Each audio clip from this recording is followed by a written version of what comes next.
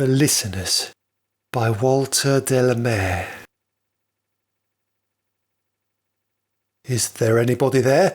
said the traveller, knocking on the moonlit door, and his horse in the silence tramped the grasses of the forest's ferny floor.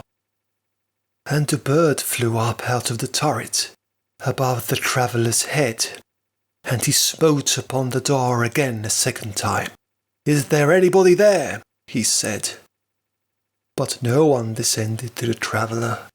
No head from the leaf-fringed sill leaned over and looked into his grey eyes, where he stood perplexed and still, but only a host of phantom listeners that dwelt in the lone house then, stood listening in the quiet of the moonlight to that voice from the world of men, stood thronging the faint moonbeams on the dark stair that goes down to the empty hall, hearkening in an air stirred and shaken by the lonely traveller's call.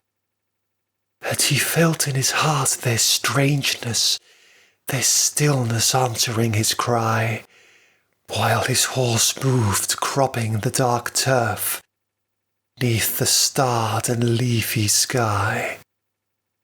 For he suddenly smote on the door, even louder, and lifted his head.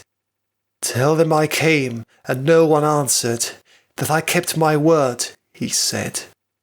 Never the least stir made the listeners, though every word he spake fell echoing through the shadowiness of the still house from the one man left awake.